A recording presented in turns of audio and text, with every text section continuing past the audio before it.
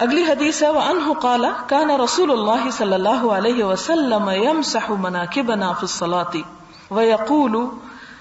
استووا ولا تختلفوا فتختلف قلوبکم لیلینی منکم اولو الاحلام والنہى ثم الذین یلونہم ثم الذین یلونہم رواہ مسلم.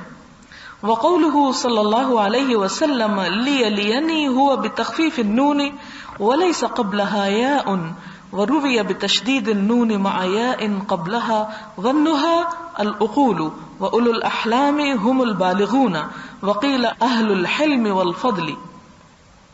حضرت عقبہ بن عمرو سے روایت ہے کہ رسول اللہ صلی اللہ علیہ وسلم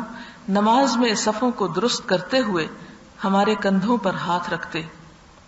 اور فرماتے سیدھے ہو جاؤ اور اختلاف نہ کرو، یعنی آگے پیچھے ہو کے مت کھڑے ہو کہ اس سے تمہارے دلوں میں اختلاف ہو جائے گا. یعنی کتنی بڑی بات آپ نے فرمائی کہ اگر تمہاری صفیں برابر نہیں تو پھر اس کا نتیجہ تمہارے اخلاق اور اعمال اور معاملات پر بھی پڑے گا، تمہارے باہم تعلقات پر بھی پڑے گا. اس لیے کہ جب وہاں انسان کھڑا ہوتا ہے تو اس وقت اللہ کے حضور کھڑا ہوتا ہے، اور بظاہر تو یوں محسوس ہوتا ہے کہ وہ اللہ تعالیٰ ہی کے احترام میں انسان ایک جیسا اور برابر ہو کے کھڑا ہو رہا ہے. لیکن اس ڈسپلن کو جب وہ خراب کرتا تو اسے دل کی خرابی اور نیت کی خرابی پہ محمول کیا گیا کہ اگر کوئی شخص آگے پیچھے ہوتا ہے تو اس کے اندر کوئی کجی ہے جس کا وہ اظہار وہاں پر کر رہا ہے، یا وہ اپنے برابر کسی کو نہیں سمجھتا تو آگے ہو کے کھڑا ہو رہا ہے، یا پھر وہ جھوٹی انکساری اور عاجزی میں مبتلا ہے کہ وہ پیچھے ہو کے دکھا رہا ہے. حالانکہ اس معاملے میں صحیح ترین رویہ یہ ہے کہ جہاں کھڑے ہونے کا حکم دیا گیا کہ بالکل برابر، یعنی آپ صلی اللہ علیہ وسلم کے بارے میں ملتا ہے کہ جیسے آپ تیر برابر کر کے رکھتے تھے، بالکل تیر کی طرح سیدھے، ذرا بھی آگے پیچھے نہ ہو. لیکن ہمارے ہاں اس کا بھی لحاظ نہیں کیا جاتا، اور عموماً اگر کسی موقع پہ کسی کو کہا جائے تو لوگ اس کو مائنڈ بھی کرتے ہیں اور اسے اپنی شان کے خلاف سمجھتے ہیں، یا پھر یہ کہ کہتے ہیں کہ کیا مجبوری ہے کہ لائن بالکل ہی درست ہو، اگر تھوڑی ٹیڑھی بھی ہوگی تو اس سے نماز پہ کیا فرق پڑتا ہے. تو بات فرق کی نہیں، بات اللہ کے حکم کی ہے. پھر اس کے بعد فرمایا کہ میرے قریب تم میں سے ان لوگوں کو ہونا چاہیے جو بالغ ہوں، سمجھدار ہوں اور عقل مند ہوں، پھر وہ لوگ جو ان کے قریب ہیں یعنی سمجھ اور عقل میں، پھر وہ لوگ جو ان سے قریب ہیں، یعنی اس طرح درجات ہوں گے. سب سے قریب صف میں وہ جو سب سے سمجھدار اور عقل مند، پھر ان سے کم، پھر ان سے کم، پھر ان سے کم، اور سب سے پیچھے پھر بچے آتے ہیں. یہاں پر ایک اور بات یاد رہے کہ اس کی ایک اور حکمت یہ بھی ہے کہ جب سمجھدار لوگ آگے ہو کر بیٹھتے ہیں تو ان کے نماز میں خشوع و خضوع کا لیول کچھ اور ہوتا ہے، اور اگر بچے بیچ میں گھس جائیں تو وہ کوئی ہنس رہے ہیں، کوئی شرارت کر رہے ہیں، کوئی ادھر ادھر حرکت کر رہے ہیں، تو ان کی ان حرکتوں کی وجہ سے دوسرے لوگوں کی نماز بھی ڈسٹرب ہوتی ہے.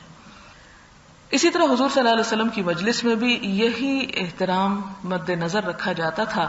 اور آپ کے قریب ترین وہ لوگ بیٹھتے تھے مجلس میں جو سب سے زیادہ سمجھدار ہوتے تھے،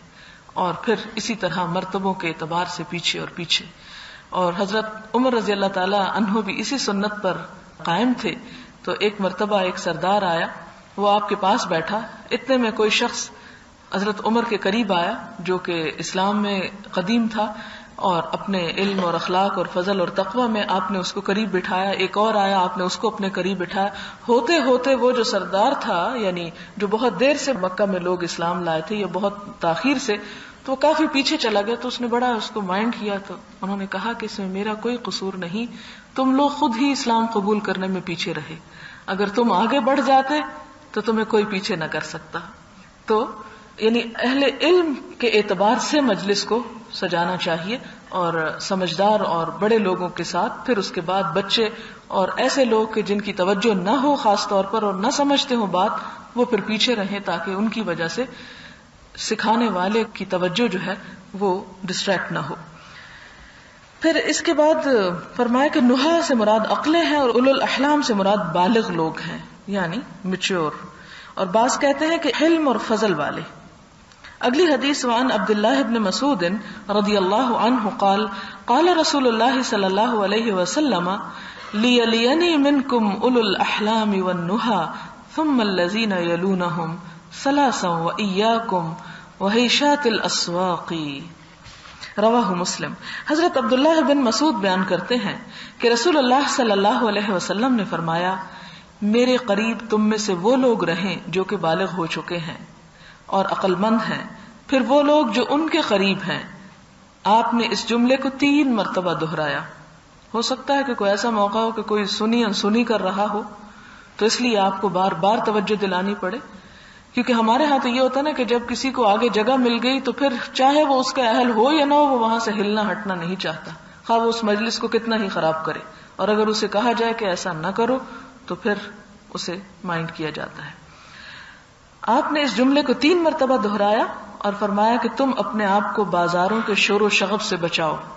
یعنی ایسے ہنگامے اور ایسی بحثوں کی مجلس سے جس کے اندر کچھ بھی حاصل نہیں، یعنی فضول گفتگو سے بچو، یعنی ہر جگہ مچھلی منڈی نہ بنا دیا کرو۔ جیسے عموماً یہ ہوتا ہے نا کہ استاد جب کلاس میں داخل ہوتے ہیں تو اسٹوڈنٹس اس قدر شور ہنگامہ مچائے ہوئے ہوتے ہیں کہ کان پڑی بات سنائی نہیں دیتی، نہ پتہ چلتا ہے استاد آیا ہے، بیٹھا ہے، کچھ سکھانے لگا ہے، وہ ٹیبل بجا بجا کے چپ کرا رہا ہے اور 10 منٹ کلاس کو سیٹل کرنے میں ہی گزر جاتے ہیں۔ تو یہ اسلام کے اخلاق کے خلاف ہے۔ ایسے موقع پر استاد کی آمد سے پہلے ہی تمام امور طے ہو جانے چاہیے اور ہر ایک کو اپنی جگہ پر اپنے عزت اور احترام اور ادب کے ساتھ اپنے کتاب، اپنی کاپی اور پوری طرح فلی اٹینشن ہونا چاہیے۔ اور فرمایا کہ اپنے آپ کو بازاروں کے سے شور و شغب سے بچاؤ، یعنی علم کی مجلس میں ایسا ہنگامہ مت برپا کرو، ایسی آوازیں مت برپا کرو کہ جیسے کوئی بازار میں چیخ پکار کر رہا ہو۔ وعن ابی یحییٰ وقیل ابی محمد سہل بن ابی حثمہ بفتح الحاء المهملة وإسكان الثاء المثلثة الأنصاري رضي الله عنه قال انطلق عبد الله بن سهل ومحيصة بن مسعود إلى خيبر وهي يومئذ صلح فتفرقا فأطى محيصة إلى عبد الله بن سهل ومحيصة وهو يتشحط في دمه قتيلا فدفنه ثم قدم المدينة فانطلق عبد الرحمن بن سهل ومحيصة وحويصة بن مسعود إلى النبي صلى الله عليه وسلم فذهب عبد الرحمن يتكلم فقال كبر كبر وهو أحدث القوم فسكت فتكلم فقال أتحلفون وتستحقون قاتلكم وذكر تمام الحديث متفق عليه وقوله صلی اللہ علیہ وسلم کبر کبر معناہ یتکلم الاکبر۔ حضرت ابو یحییٰ اور بعض نے کہا ابو محمد سہل بن ابی حثمہ، اس میں پھر اس کا اعراب بتایا گیا، ان سے روایت ہے کہ عبداللہ بن سہل اور محیصہ ابن مسعود خیبر کی طرف روانہ ہوئے۔ ان دنوں ان کے ساتھ مصالحت ہو چکی تھی، چنانچہ وہ دونوں اپنے مقاصد کی تکمیل کے لیے ایک دوسرے سے الگ ہو گئے۔ چنانچہ محیصہ عبداللہ بن سہل کے پاس آیا تو وہ دیکھتا ہے کہ وہ قتل ہو چکا ہے اور اپنے خون میں لت پت ہے۔ اس نے اس کو دفن کر دیا۔ پھر وہ مدینہ میں آیا تو عبد الرحمن بن سہل اور محیصہ اور حویصہ دونوں ابن مسعود کے بیٹے ہیں، نبی صلی اللہ علیہ وسلم کی خدمت میں حاضر ہوئے تو عبد الرحمن نے گفتگو کا آغاز کیا۔ آپ نے فرمایا بڑا آدمی بات کرے، اس لیے کہ عبد الرحمن بن سہل تینوں میں چھوٹی عمر کا تھا۔ چنانچہ وہ خاموش ہو گیا۔ پھر ان دونوں نے کلام کیا۔ آپ نے فرمایا کیا تم قسم اٹھا کر اپنے قاتل کے حقدار بنتے ہو؟ یعنی واقعی اس کو قتل کیا گیا۔ اور آپ نے فرمایا کبر کبر، جس کا معنی ہے بڑا آدمی کلام کرے۔ یہاں اس حدیث کے لانے کا مطلب یہ ہے کہ حضور صلی اللہ علیہ وسلم نے خود اس اخلاق کو سکھایا اور اس بات کو انکریج کیا کہ جب 2 لوگ کسی سے بات کرنے کے لیے جائیں تو ان میں سے گفتگو کا حق اس کو ہے جو دونوں میں عمر یا درجے کے اعتبار سے بڑا ہو۔ ایسے موقعوں پر چھوٹوں کو خاموش رہنا چاہیے۔ وعن جابر رضی اللہ عنہ ان النبی صلی اللہ علیہ وسلم كان يجمع بين الرجلين من قتلى احد يعني في القبر ثم يقول ايهما اكثر اخذا للقرآن فاذا اشير له الى احدهما قدمه في اللحد رواه البخاری۔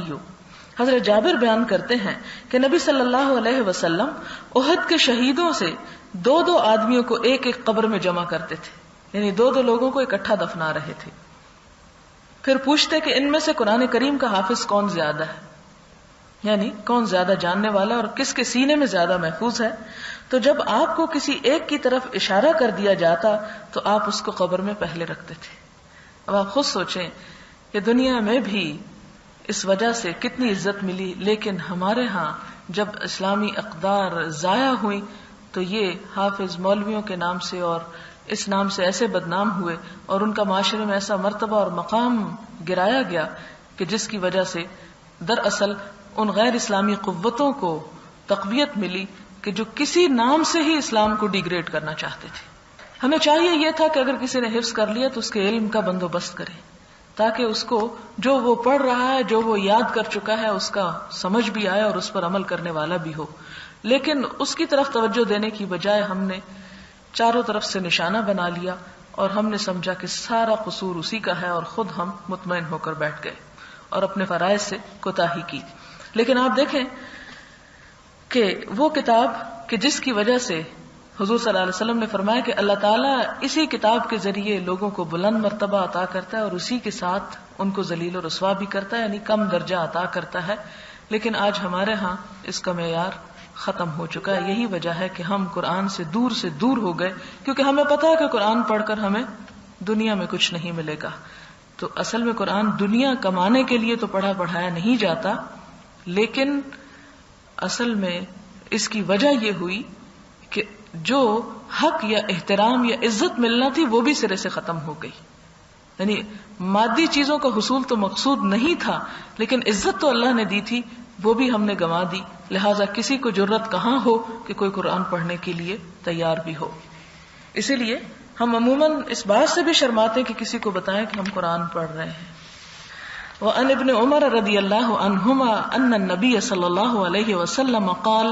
ارانی فی المنام اتصوق بسواک فجاءنی رجلان احدهما اکبر من الاخر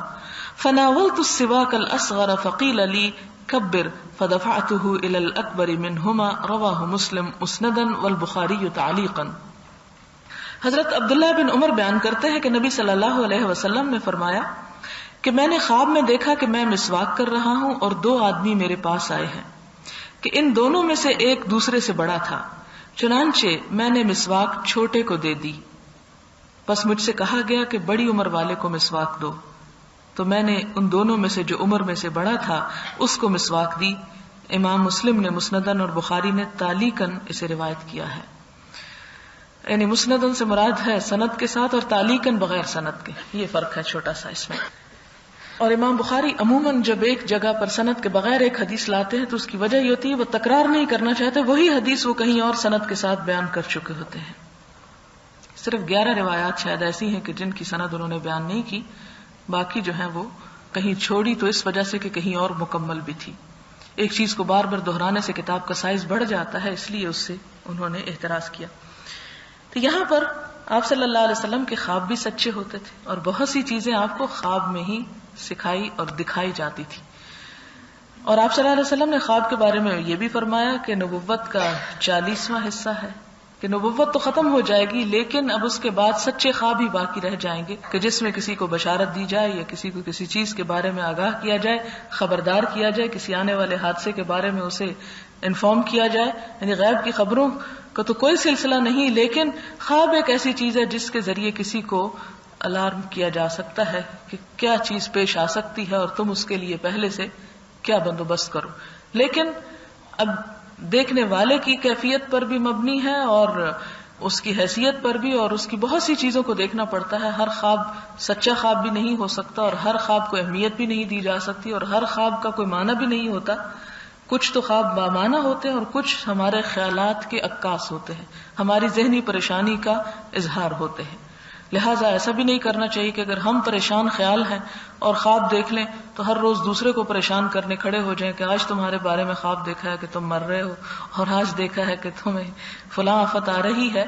اس طرح سے دوسروں کے اندر ایک یعنی پریشانی کی کیفیت پیدا ہوتی ہے. لہٰذا یہ بتایا گیا کہ جب خواب کوئی تم میں سے دیکھے تو سمجھدار انسان کو بتائے، ہر ایک کے سامنے اس کو ذکر نہ کرے، اور پھر اگر اس کا کوئی مطلب پائے تو ٹھیک ہے، اور اگر یوں سمجھے کہ اگر اسے خود بھی ایسی فیلنگ ہو کہ اس کو نہیں بتانا چاہیے یا اس کا کوئی مطلب اپنے سے نہیں نکالنا چاہیے، کیونکہ انسان پھر جس طرح کا مطلب اس میں سے نکالتا ہے وہ ویسا ہی ہو جاتا ہے، یعنی نفسیاتی طور پر انسان اس چیز کو قبول کر لیتا ہے. اور دوسرے جس کو صحیح تعبیر نہ پتا ہو اس کو جھٹ سے تعبیر نہیں کہنی چاہیے، اس چیز سے بھی منع کیا گیا، خاموشی اختیار کرنی چاہیے. تو یہاں خواب میں آپ کو دکھایا گیا کہ دو لوگ آپ کے پاس آئے ہیں، آپ کے پاس ایک مسواک ہے، آپ دینا چاہتے ہیں، آپ نے چھوٹے کو دیا تو بتایا گیا کہ نہیں پہلے بڑے کو دو، یعنی بڑا جو ہے عمر کے اعتبار سے مقدم ہے، پہلے اس کا حق ہے۔ اگلی حدیث ہے، حضرت ابو موسیٰ بیان کرتے ہیں کہ بوڑھے مسلمان اور حافظ قرآن جو قرآن پاک میں غلوف نہ کرنے والا ہو اور نہ اس سے روگردانی کرنے والا ہو، یعنی صرف حافظ نہ ہو بلکہ کیا ہو، اس کو جاننے والا بھی ہو اور اس کی طرف توجہ رکھنے والا بھی، اور نہ اس سے روگردانی کرنے والا ہو، اور عادل بادشاہ کی عزت کرنا اللہ پاک کی تعظیم اور بزرگی میں سے ہے، یعنی اللہ نے ان کو یہ مقام دیا ہے، لہٰذا ان کی عزت اور احترام اور تکریم جو ہے وہ دوسروں کے اوپر واجب ہے۔ حضرت عمرو بن شعیب اپنے والد سے اور وہ اپنے دادا سے بیان کرتے ہیں کہ رسول اللہ صلی اللہ علیہ وسلم نے فرمایا، جو شخص ہمارے چھوٹوں پر رحم نہیں کرتا اور ہمارے بڑوں کے شرف کو نہیں پہچانتا وہ ہم میں سے نہیں ہے، یعنی بڑوں کی عزت اور چھوٹوں سے محبت اور شفقت۔ لیکن اب چھوٹے عزت ڈیمانڈ کرتے ہیں اور بڑوں پہ صرف ترس کھا لیا جاتا ہے ضرورت کے تحت۔ حضرت میمون بن ابی شبیب بیان کرتے ہیں کہ حضرت عائشہ کے پاس سے ایک سائل گزرا تو اس نے سائل کو روٹی کا ٹکڑا دیا، اور اس کے پاس سے ایک اور آدمی گزرا جس نے لباس پہنا ہوا تھا اور اچھی شکل و صورت والا تھا، تو انہوں نے اسے بٹھا کر کھانا کھلایا۔ آپ سے اس کے بارے میں پوچھا گیا کہ آپ نے ایسا کیوں کیا کہ ایک کو آپ نے ٹکڑا پکڑا دیا اور دوسرے کو بٹھا کے کھانا کھلایا ہے؟ یہ تو ہم کہتے ہیں یہ تو بڑی منافقت ہے۔ تو انہوں نے جواباً فرمایا کہ رسول اللہ صلی اللہ علیہ وسلم کا ارشاد ہے کہ لوگوں سے ان کے مرتبوں کے مطابق برتاؤ کرو، ہر ایک کو ایک لاٹھی سے مت ہانکو، جنہیں اللہ نے دنیا میں عزت دی ہے ان کی عزت اور احترام کرو۔ یعنی ایک فقیر تھا، اس کا کھانے کا انداز ہی یہ کہ وہ یہاں سے لقمہ لیتا ہے، وہاں سے روٹی لیتا ہے اور وہ چلتے پھرتے کھا رہا ہے، اور اس کا طریقہ کار ہی ہے۔ اور دوسرا ایک وہ ہے کہ جس کو اللہ نے دنیا میں علم دیا ہے یا مرتبہ دیا ہے اور وہ عزت دار شخص ہے، تو تمہارے پہ بھی لازم آتا ہے کہ تم اس کی عزت کرو، اس کے ساتھ وہ معاملہ نہ کرو جو فقیر کے ساتھ کیا ہے۔ اور اگر فقیر کو تم وہاں لا بٹھاؤ گے جو عزت دار کی جگہ ہے تو پھر فقیر بھی اپنے آپے سے باہر ہو جائے گا اور اس کو وہ عزت اور احترام جو ہے وہ اسے ہضم نہیں کر سکے گا۔ لہٰذا ہر ایک کے ساتھ وہ معاملہ کرو جس کا وہ مستحق ہے۔ حضور صلی اللہ علیہ وسلم کے طرز عمل سے یہ بات بھی پتہ چلتی ہے کہ ایک دفعہ آپ کے پاس کوئی وفد آیا اور ان میں ان کا امیر بھی تھا یا ان کا بڑا بھی تھا، تو آپ صلی اللہ علیہ وسلم نے آگے بڑھ کر اس کا استقبال کیا، تو اس پر کچھ لوگوں کو تھوڑا ہوا کہ اس کے ساتھ کیوں یہ معاملہ کیا گیا ہے، تو اس موقع پر بھی آپ نے یہ فرمایا کہ لوگوں کے ساتھ ان کے درجوں کے مطابق برتاؤ کرو، اور یہ درجے اللہ نے بنائے ہیں، بندوں نے نہیں بنائے، لہٰذا جو چیز اللہ نے بنائی ہے اس کو قبول بھی کرنا چاہیے اور اس کے مطابق اس کا احترام بھی کرنا چاہیے۔ لیکن ہمارے ہاں تو چونکہ اخلاقی کوئی قدر باقی ہی نہیں رہی، اور پھر مساوات کا ہم نے مفہوم یہ لیا ہے کہ جس کا قد لمبا ہو وہ بھی اور جس کا چھوٹا ہو سب کو ایک کر دیا جائے، تو اسی صورت میں ہو سکتا ہے کہ جب باقیوں کے گلے کاٹ دیے جائیں، ورنہ تو سب ایک جیسے نہیں ہو سکتے نا۔ تو یہ گلے کاٹنے سے مراد یہ ہے کہ ان کی عزت خراب کی جائے۔ اسی طرح اس میں آتا ہے کہ ابو داؤد نے ذکر کیا ہے کہ میمون راوی کی ملاقات حضرت عائشہ سے نہیں ہے۔ امام مسلم نے اس حدیث کو اپنی صحیح مسلم کے شروع میں تعلیقاً ذکر کیا ہے کہ حضرت عائشہ سے منقول ہے کہ ہمیں رسول اللہ صلی اللہ علیہ وسلم نے حکم دیا کہ ہم لوگوں کو ان کے مراتب کے مطابق اتاریں۔ مثلاً آپ کے گھر میں ملنے کے لیے کوئی 5-6 لوگ آ گئے، ان میں کوئی بڑی عمر والا ہے، کوئی علم میں بڑا ہے، کوئی کسی لحاظ سے بڑا ہے اور کوئی ان کے ساتھ چھوٹے بھی ہیں، کوئی ہو سکتا ہے ان کے ساتھ ان کے نوکر بھی ہوں، تو آپ یہ نہیں کر سکتے کہ آپ نوکر اور بڑے کو برابر بٹھائیں کہ جی میں تو سب انسانوں کا ایک جیسا احترام کرتا ہوں، میرے نزدیک سب برابر ہیں۔ یہ برابری کا مطلب نہیں ہے۔ برابری کا مطلب بنیادی انسانی حقوق میں برابری ہے کہ جینے کا حق ہے سب کو، آزادی کا حق ہے سب کو، تعلیم کا حق ہے سب کو، لیکن یہ جو اونچ نیچ اللہ تعالیٰ کی طرف سے ہے اس کو آپ نہیں مٹا سکتے، اور اگر کوئی اسے مٹانے کی کوشش کرے گا تو یہ بالکل ایک ان نیچرل طریقہ کار ہوگا، اور اسے ایسا کرنا معاشرے کے اندر ایک اضطراب پیدا کرے گا۔ اس حدیث کو حاکم ابو عبداللہ نے اپنی کتاب معرفت علوم الحدیث میں ذکر کیا اور کہا یہ حدیث صحیح ہے۔ اگلی حدیث ہے حضرت عبداللہ بن عباس بیان کرتے ہیں کہ عیانہ بن حصن اپنے بھتیجے حر بن قیس کے مہمان بنے، اور حر بن قیس ان لوگوں میں سے تھا جن کو حضرت عمر قریب بٹھایا کرتے تھے، اور قراء لوگ حضرت عمر کے اہل مجلس اور مشاورت والے تھے، خواہ وہ بوڑھے ہوں یا جوان۔ تو عیانہ نے اپنے بھتیجے سے کہا، اے میرے بھتیجے، اس امیر کے ہاں تیرا ایک مقام ہے، یعنی حضرت عمر کے ہاں تمہارا ایک درجہ ہے، بس مجھے اس کے ہاں جانے کی اجازت لے دو۔ یہاں یہ بات آپ کو میں بتاؤں کہ حضرت عمر رضی اللہ تعالیٰ عنہ کی جب مجلس ہوتی تھی یا آپ اپنے دفتر حکومت میں جب بیٹھتے تھے تو ہر شخص کو منہ اٹھا کے آنے کی اجازت نہیں ہوتی تھی، آپ نے باقاعدہ ایک حاجب مقرر کر رکھا تھا جو آنے والوں کو دیکھتا تھا کہ کون کس مقصد اور کس غرض سے آ رہا ہے، اور عموماً ہمارے ہاں اس چیز کو مائنڈ کیا جاتا ہے اور کہا جاتا ہے کہ یہ غیر اسلامی طریقہ ہے۔ معلوم نہیں انہوں نے یہ اسلام کہاں سے پڑھا ہے کہ جس سے یہ پتہ چلے کہ اہل علم کا وقت ضائع کیا جائے اور دوسروں کے سر پہ جب چاہے انسان خود نہیں تو ٹیلی فون کے ذریعے ہی ان کا وقت ضائع کرے، کیونکہ ہم نے یہ سمجھ رکھا ہے کہ جب کوئی شخص خدمت خلق کا دعویٰ کرتا تو پھر اس کی اپنی کوئی لائف نہیں، اور اگر کوئی کسی کو دین سکھاتا تو پھر اس کی اپنی کوئی زندگی نہیں، اور اگر کوئی استاد ہے تو اس کا کوئی مقام نہیں، وہ ہمارا خادم ہو گیا ہے، جب چاہیں جس وقت چاہیں جس انداز میں چاہیں اس کے اوپر جا کے سوار ہو جائیں۔ ایک اور حدیث بھی ہے جس کی اس وقت تفصیلات کا وقت نہیں میرے پاس، جس میں آتا ہے کہ حضرت عمر کے پاس کچھ لوگ آئے ان سے ملنے کے لیے، اور انہوں نے باقاعدہ اجازت مانگی، اندر پیغام بھیجا اور پھر ان سے اجازت لی کہ ہم آ جائیں، تو انہوں نے کہا کہ ہاں انہیں بلا لو۔ اگر یہ سلسلہ نہ کیا جائے تو ساری زندگی کا نظام درہم برہم ہو کر رہ جائے، کیونکہ ایک شخص جس کے اوپر بے شمار ذمہ داریاں ہوں اور اگر وہ ہر چھوٹے بڑے شخص کے لیے ہر وقت اویلیبل ہو تو پھر اس کے اپنی زندگی یا زندہ رہنے کا حق جو ہے، اس کی آزادی اس پہ جا زد پڑتی ہے جس کا پھر ہمیں حق نہیں دیا گیا۔ تو یہ کہا کہ حضرت عمر سے انہوں نے اجازت مانگی کہ وہ آنا چاہتے ہیں میرے عزیز، تو انہوں نے اجازت دے دی۔ جب وہ حضرت عمر کے پاس پہنچے تو ڈانٹ پلاتے ہوئے حضرت عمر سے کہا، اے خطاب کے بیٹے، اللہ کی قسم تو ہمیں زیادہ عطیہ نہیں دیتا۔ یعنی کوئی شکایت تھی ان کے دل میں تو جا کے بدتمیزی پہ اتر آئے حضرت عمر کے ساتھ، جو کہ اس وقت امیر المومنین تھے، اور نہ ہی تم ہمارے ساتھ انصاف کے ساتھ فیصلہ کرتے ہو۔ حضرت عمر اس سے ناراض ہوئے، یہاں تک کہ اس پر دست درازی کرنے کا قصد کیا۔ یعنی ہمارے ہاں تو اسلام یہ ہے کہ چاہے کوئی آپ کی عزت بھی آ کے لوٹ لے تو آپ کہیں نہیں، میں تو چونکہ اسلام کی تعلیم دیتا ہوں لہٰذا مجھے تو بات کرنے کا حق ہی نہیں ملا۔ نہیں، اگر کوئی آپ کے اوپر حاوی ہوتا ہے تو آپ کو حق ہے، اور حضرت عمر کی مثال موجود ہے کہ وہ اپنا دفاع کرے اور ہٹا پھینکے ایسے لوگوں کو جو اس کی عزت پر حرف اٹھائیں۔ پھر اس کے بعد فرمایا تو حر بن قیس نے کہا کہ اے امیر المومنین، یعنی وہ ان کے جو بھتیجے تھے، وہ بولے بیچ میں، جب دیکھا کہ حضرت عمر بہت شدید غصے میں ہے اور قریب ہے کہ وہ ماریں گے ان کے چچا کو، تو حر بن قیس نے کہا کہ امیر المومنین، اللہ نے اپنے نبی صلی اللہ علیہ وسلم سے فرمایا کہ عفو اختیار کرو، نیکی کا حکم دو اور جہالت کا کام کرنے والوں سے روگردانی کرو، اور یہ شخص تو جاہلوں میں سے ہے۔ حر بن قیس بیان کرتے ہیں کہ جب اس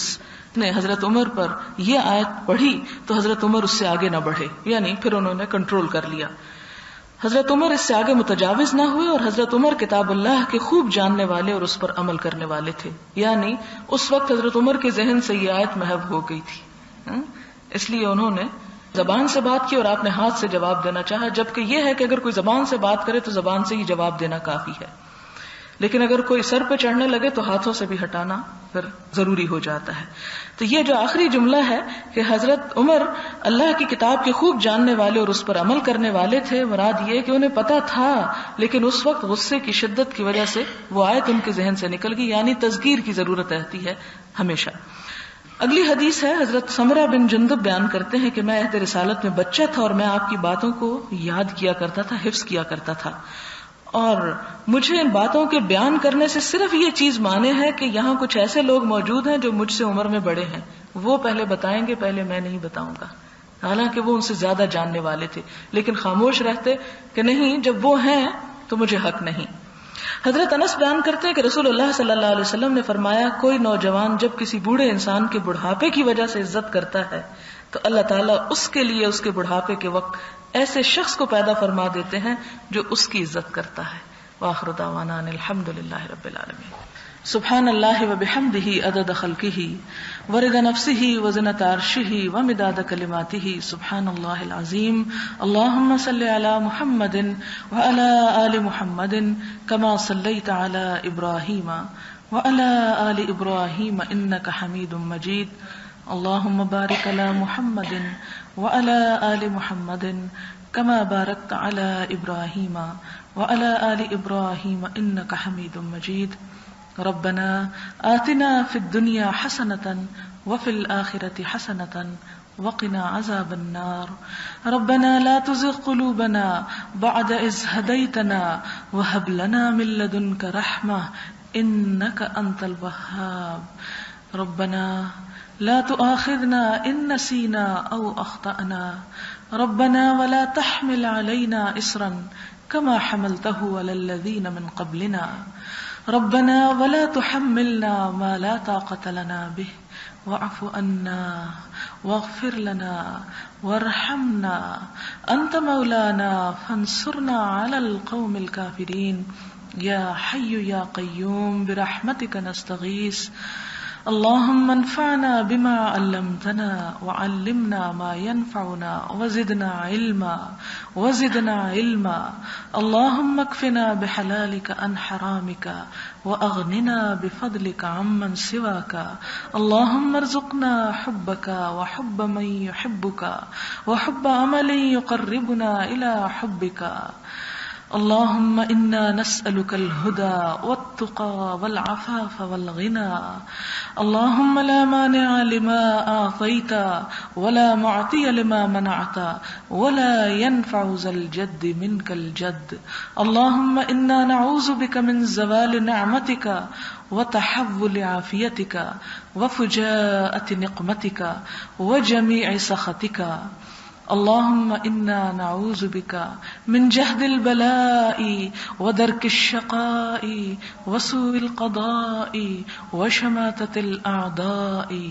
يا حي يا قيوم برحمتك نستغيث.